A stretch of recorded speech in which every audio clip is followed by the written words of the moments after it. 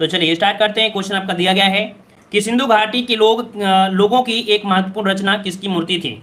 चलिए वन का जवाब देना है। वन का ऑप्शन इनमें से क्या हो जाएगा, सिंधु घाटी के लोगों की एक महत्वपूर्ण रचना किसकी मूर्ति थी। चलिए यहाँ पर जवाब आ रहा है, कौन सा हो जाएगा वन नंबर में, ऑप्शन बी आ रहा है कि नृत्य करती हुई आपके नृत्य की, मतलब आपका जवाब जो बी नंबर आपका है राइट हो जाएगा। आगे बढ़ते हैं। क्वेश्चन दिया है भारत का नेपोलियन किसे कहा जाता है। चलिए बताइएगा, भारत का नेपोलियन जो कहा जाता है किसे कहते हैं। तो चलिए ऑप्शन आपका डी हो जाएगा, समुद्रगुप्त को कहते हैं। आप सभी को पता होगा कि इसने अपने प्रशासन में आपकी नीतियों से प्रभावित कर दिया था, है ना। तो यहाँ पर जो आपके इतिहासकार थे विसेंट स्मिथ, कौन, तो विसेंट स्मिथ, इन्होंने ये शब्द कहा था, भारत का नेपोलियन इन्होंने कहा था। ठीक है, और आगे बढ़ते हैं। क्वेश्चन आपसे अगला पूछा गया है कि मध्य एशिया के किस शासक ने 1192 में उत्तर भारत पर विजय प्राप्त की थी। तो अब आपको डेट याद आ गया होगा, 1192 में युद्ध हुआ था, तराइन का द्वितीय युद्ध, और तराइन के द्वितीय युद्ध में मोहम्मद गोरी ने पृथ्वीराज चौहान को पराजित कर दिया था। यहाँ पर जो ऑप्शन है 3 नंबर में आपके सिहाबुद्दीन मोहम्मद गोरी, याद रखिए सिहाबुद्दीन मोहम्मद गोरी होगा, इसका ऑप्शन सी हो जाएगा, क्योंकि इस समय तराइन का युद्ध था और तराइन का पहला युद्ध में मोहम्मद गोरी हार गया था, और दूसरे युद्ध में जो कि आपका 1192 में, इस युद्ध में क्या हुआ था, पृथ्वीराज चौहान हार गया था ना। यहाँ पर बढ़ते हैं अगले क्वेश्चन को, और क्वेश्चन आपसे अगला पूछा गया है। चलिए तो आपका हो गया। अगला दिया है बीबी का मकबरा का निर्माण किसने करवाया था। चलिए 5 का जवाब दीजिएगा कि बीबी का मकबरा का निर्माण किसने करवाया। तो चलिए 5 का जवाब देना है। यहाँ पर इस मॉडल पेपर में ये जो क्वेश्चन है इसके हमने आपको बताया था, यहाँ पर जो आपका जवाब बनेगा कौन सा हो जाएगा। तो चलिए औरंगाबाद जिले में सबको पता है, हाँ, दिलरास बानो बेगम था, ये भी आपको ठीक है, लेकिन यहाँ पर पूछा किसने बनवाया था। तो चलिए 5 का ऑप्शन देते हैं, कितने लोग यहाँ पर सही देने वाले हैं। तो इस का ऑप्शन आ रहा है यहाँ पर आपका डी दे रहे हैं, और डी जो आपके शाहजहां नहीं है भैया, यहाँ पर जो आपका जवाब बनेगा वो कौन सा बनेगा, 5 का ऑप्शन डी हो जाएगा। ये आपके आजान शाह लिखा है, क्या लिखा है, आजान शाह लिखा है, लेकिन आजान शाह नहीं है, ठीक है, आजम शाह हो जाएंगे, क्या हो जाएंगे, आजम शाह हो जाएंगे, आजम शाह, यहाँ पर आजान शाह नहीं होगा, वो थोड़ा सा मिसप्रिंट हो गया, टाइपिंग में गड़बड़ी है। ठीक है, आगे बढ़ते हैं। क्वेश्चन दिया गया है भारतीय राष्ट्रीय आंदोलन कि बंग भंग विरोधी आंदोलन कब प्रारंभ हुआ था। चलिए यहाँ पर जवाब दीजिए, बंग भंग विरोधी आंदोलन कब प्रारंभ हुआ, 6 का जवाब देना है, और 6 का ऑप्शन क्या बनेगा, तो 16 अक्टूबर यहाँ पर 1905, ऑप्शन क्या बन जाएगा, 6 नंबर का ऑप्शन सी नंबर राइट हो जाएगा। आगे बढ़ते हैं। क्वेश्चन आपसे दिया गया है निम्न में से कौन सा सही नहीं है, कौन सा सही नहीं है, यहाँ पर जवाब दीजिएगा 7 नंबर में। तो चलिए 7 का ऑप्शन देखते हैं। कह रहे अलीगढ़ आंदोलन से जुड़े हैं सैयद अहमद खान, ठीक है, देवबंद से जुड़े हुए हैं मोहम्मद कासिम नतौबी, यहाँ पर दिया अहमदिया आंदोलन, और अहमदिया आंदोलन से जो जुड़े हैं वो आपकी मिर्जा गुलाम अहमद जुड़े थे, है ना। तो यहाँ पर जो आपका सी नंबर है वो आपका यहाँ पर गलत दिया गया है, ठीक है। और फरेंजी आंदोलन आपके थे सरियतुल्लाह थे, यहाँ पर आपका डी आपका जो सही दिया है, मतलब सी नंबर आपका ये गलत दिया गया है। आगे बढ़ते हैं। क्वेश्चन दिया गया है कि पूर्ण स्वराज संकल्प को भारतीय राष्ट्रीय कांग्रेस के लाहौर अधिवेशन में किसने प्रस्तुत किया था। चलिए 8 नंबर में, तो पूर्ण स्वराज संकल्प को भारतीय राष्ट्रीय कांग्रेस के लाहौर अधिवेशन में किसने प्रस्तुत किया था। यहाँ पर ऑप्शन बी हो जाएगा JL नेहरू, क्या, तो 8 का ऑप्शन बन जाएगा यहाँ पर JL अर्थात जवाहरलाल नेहरू। आगे बढ़ते हैं। क्वेश्चन दिया है कि मुजफ्फरपुर में किंग्सफोर्ड की हत्या का प्रयास कब किया गया था। चलिए 9 का ऑप्शन देना है, 9 का जवाब क्या बनेगा। तो चलिए यहाँ पर आपका जवाब आ रहा है फर्स्ट, कह रहे हैं 1908। तो देखिए आपका जवाब बिल्कुल सही है कि मुजफ्फरपुर में किंग्सफोर्ड की हत्या का प्रयास कब किया गया था, तो आपके 1908 को किया गया था। राइट आंसर आपका बन जाएगा, ए नंबर आपका राइट हो जाएगा, ठीक है ना। और किंग्सफोर्ड की गाड़ी पर प्रफुल्ल चाकी व खुदीराम बोस ने बम फेंका था, लेकिन वो बच गए थे, ठीक है। और आगे बढ़ते हैं। क्वेश्चन आपसे अगला पूछा है चौरी चौरा कांड की वास्तविक तिथि क्या है। तो चलिए यहाँ पर जवाब देना है कि चौरी चौरा कांड की वास्तविक तिथि क्या है, यहाँ पर 10 नंबर में जवाब देना है, क्या हो जाएगा।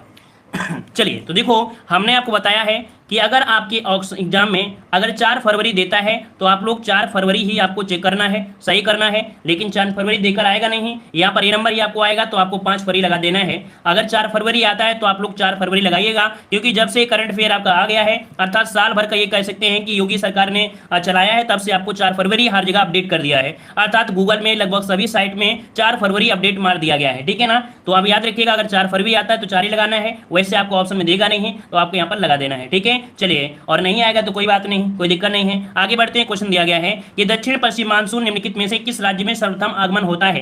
दक्षिण पश्चिम की बात करते हैं तो दक्षिण कहां पर है, दक्षिण आपका यहाँ पर है, पश्चिम यहाँ पर है, दक्षिण पश्चिम हो जाएगा अरब सागर वाला। तो अरब सागर वाला मानसून कहां पर आता है, तो आपका जवाब क्या बन जाएगा, केरल में, है ना। क्या बन जाएगा, तो आपके केरल में आपका जवाब हो जाएगा डी नंबर राइट हो जाएगा। और आगे बढ़ते हैं। क्वेश्चन दिया गया है भारत में सबसे कम वर्षा वाला स्थान कौन सा है।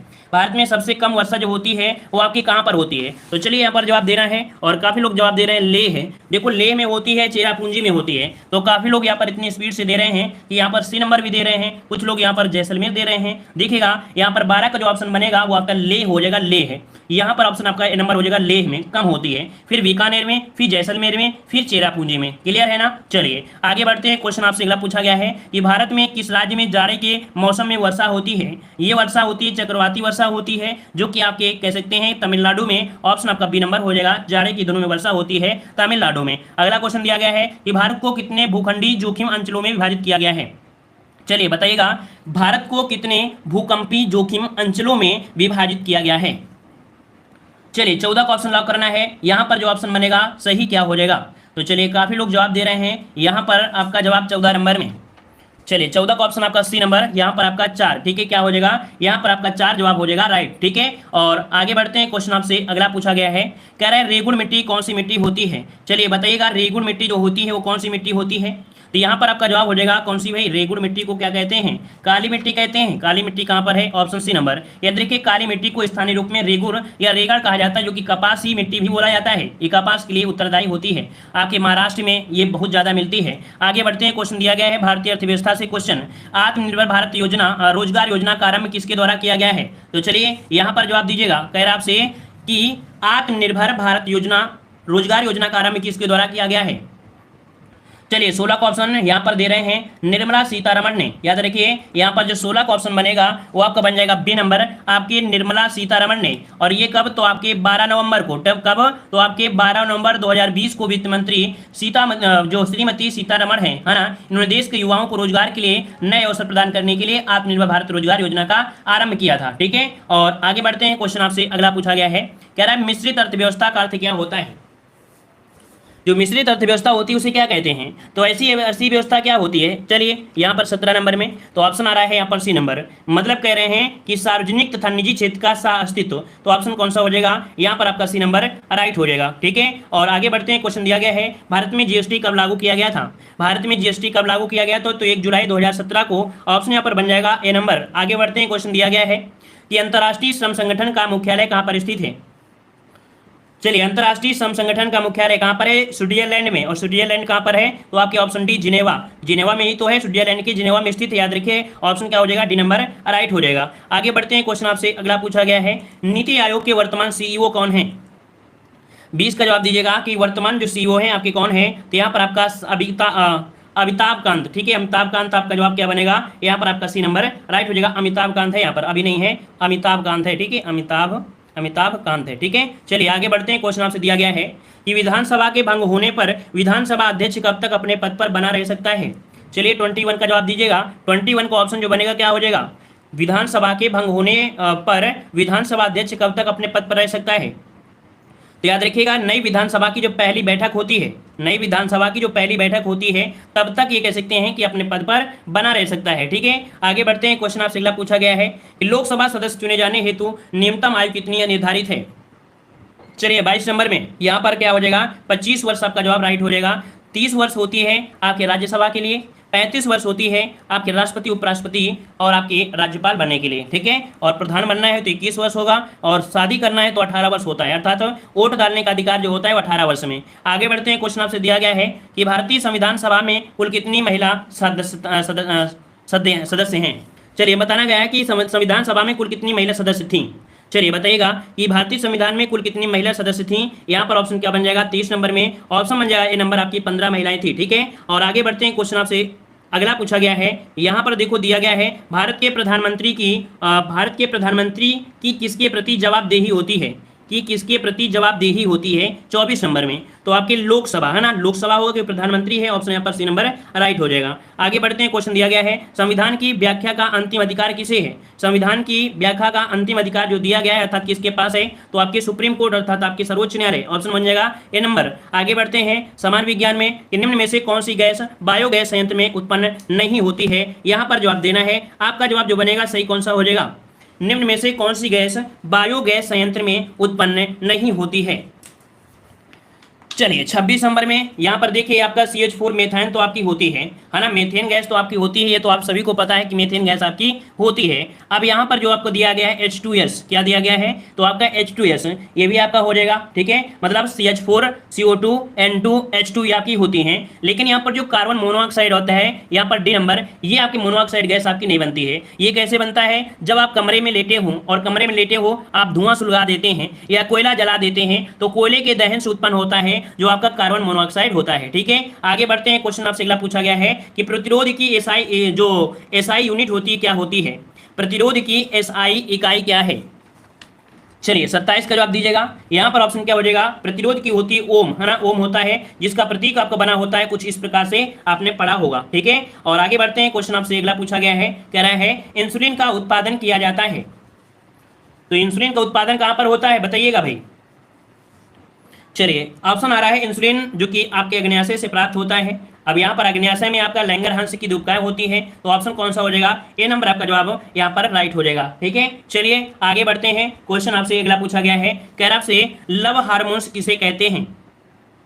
चलिए आपके सामने आ चुका है, हमने कई बार आपको बताया भी है कि प्यार वाला हार्मोन्स जो कहा जाता है वो किसे कहा जाता है, तो चलिए लव हार्मोन्स कहते हैं आपके ऑक्सीटोसिन को, है ना। क्या हो जाएगा, तो ऑक्सीटोसिन जो आपका दिया है ऑप्शन कौन सा बन जाएगा, यहाँ पर डी नंबर, है ना। तो याद रखिएगा लव हो गया है तो ऑक्सीटोसिन बढ़ गया है, लेकिन अगर आपका यहाँ पर कह सकते हैं घृणा होती है या नाराजगी होती है ना, या लड़ाई झगड़ा वाली वो आपका कौन होता है, तो एड्रिनल ग्रंथि कार्य करने लगती है तो लव वगैरह दूर हो जाता है ना। तो ऑप्शन आपका डी नंबर हो जाएगा। आगे बढ़ते हैं, क्वेश्चन आपसे दिया गया है निम्नलिखित में से कौन सी सुमेलित नहीं है, 30 नंबर में कौन सा सुमेलित नहीं है। यहाँ पर देखो रॉबर्ट ब्राउन ने खोज किया था आपके केंद्र की, तो आपका सही हो जाएगा। वल्टर फ्लेमिंग ने किया था समसूत्री विभाजन के, सही दिया गया है, ठीक है। और 30 नंबर में दिया गया है पेलेट, पेलेट ने दिया है लाइसोसोम, यहाँ पर पेलेट का दिया गया है लाइसोसोम, तो यहाँ पर पेलेट ने लाइसोसोम नहीं राइबोसोम की खोज की थी, किसकी, तो आपके राइबोसोम की, राइबोसोम को खोज किया था, राइबोसोम की खोज किया था। 88 नंबर आपका यहाँ पर आपका गलत दिया गया है, ठीक है। और फार्मट मूरे ने आपके अर्धसूत्री विभाजन की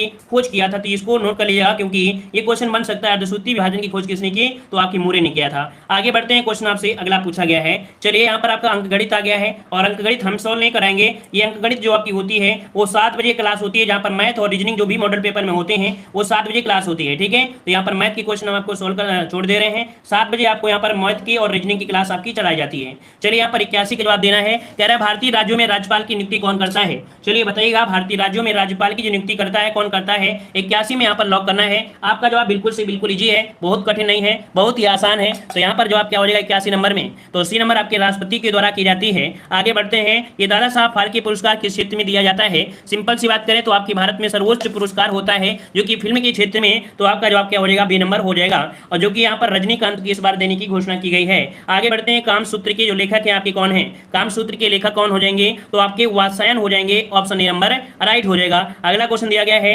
भारतीय कृषि अनुसंधान परिषद का मुख्यालय कहाँ पर स्थित है। भारतीय कृषि अनुसंधान परिषद का मुख्यालय कहाँ पर स्थित है, ये कहाँ पर है, तो आपके नई दिल्ली में है। कहाँ पर है, तो आपके नई दिल्ली में है। आगे बढ़ते हैं, क्वेश्चन आपसे अगला पूछा गया है, कह रहे पेरिस शहर किस नदी के तट पर स्थित है। पेरिस शहर किस नदी के तट पर स्थित है, यहाँ पर क्या बन जाएगा, तो पेरिस है आपके सीन नदी के किनारे, ऑप्शन यहाँ पर आपका ये नंबर राइट हो जाएगा। और अगला क्वेश्चन दिया है, दची ग्राम राष्ट्रीय उद्यान कहाँ पर स्थित है।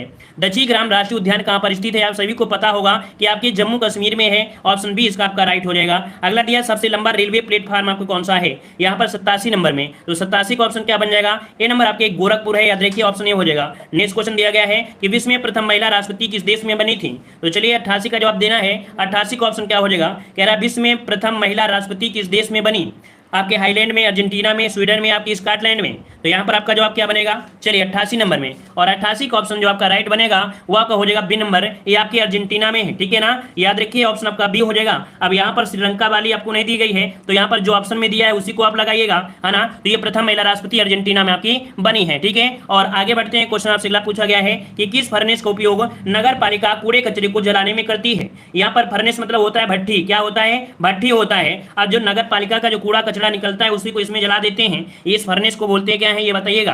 तो 89 का ऑप्शन क्या बन जाएगा, यहाँ पर 89 का ऑप्शन बनेगा आपका जवाब यहाँ पर सी, इसे बोलते हैं इंसिनरेटर। क्या बोलते हैं, इंसिनरेटर बोलते हैं, इंसिनरेटर बोलते हैं, ठीक है। कूड़ा कचरा जलाने के लिए उपयोग किया जाता है। यहाँ पर नाम सुने ब्लास्ट फर्नेस, ब्लास्ट फर्नेस होता है जैसे लोहे जैसी धातुओं को पिघलाने के लिए करते हैं, ठीक है। और अगर पूछे आर्क फर्नेस क्या है, तो आर्क फर्नेस होता है जो उद्योगों में लोहा होता है या अन्य धातुओं को पिघलाने के लिए करते हैं, ठीक है। ऑटोक्लेव क्या होता है, तो चिकित्सा सूक्ष्म जीव विज्ञान आदि के उपयोग में किया जाता है ऑटोक्लेव, ठीक है। चलिए आगे बढ़ते हैं। क्वेश्चन दिया है भारत की सबसे ऊंची मीनार कौन सी है, भारत की सबसे ऊंची मीनार कौन सी है, तो ये आपकी दिल्ली है। कहां पर है, दिल्ली, अर्थात दिल्ली में आपकी है कुतुब मीनार, आपकी हो जाएगी सबसे ऊंची है, ठीक है।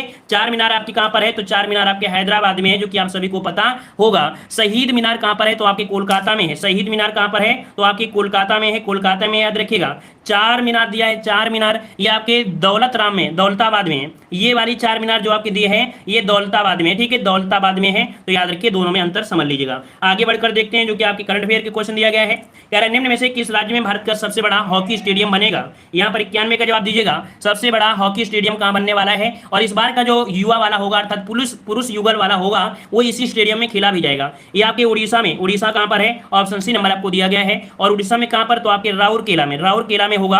और इस बार का जो आपका हॉकी वाला विश्व कप होगा इसी मैदान पर आपका खेला भी जाने वाला है, ठीक है। और आगे बढ़ते हैं। क्वेश्चन दिया गया है कि निम्न में से किसकी जयंती पर सुशासन दिवस मनाया जाता है, बताइएगा। सुशासन दिवस मनाते हैं वो किसकी जयंती में मनाते हैं, तो चलिए यहाँ पर जवाब आ रहा है आपकी सुशासन दिवस अटल बिहारी वाजपेयी कहां पर दिए हैं, यहाँ पर ऑप्शन बी नंबर आपका हो जाएगा अटल बिहारी वाजपेयी। याद रखिए 25 दिसंबर, क्या 25 दिसंबर आपको जवाब देना है। और आगे बढ़ते हैं। क्वेश्चन दिया गया है निम्न में से किसको अमेरिका के न्यू जर्सी राज्य ने लाइफ टाइम अचीवमेंट अवार्ड दिया है। अच्छा क्वेश्चन है, नोट करिएगा, याद रखिएगा। अमेरिका के न्यू जर्सी राज्य ने लाइफ टाइम अचीवमेंट अवार्ड दिया है 93 नंबर में। तो 93 का ऑप्शन क्या हो जाएगा, धर्मेंद्र। कौन है, धर्मेंद्र जी। यहाँ पर ऑप्शन डी नंबर हो जाएगा, ये धर्मेंद्र जी को दिया गया है। आगे बढ़ते हैं। क्वेश्चन दिया गया है कि विश्व का प्रथम देश जिसने चिकित्सा निदान के बिना नागरिकों बिना कानूनी रूप से लिंग बदलने की अनुमति दे दिया है।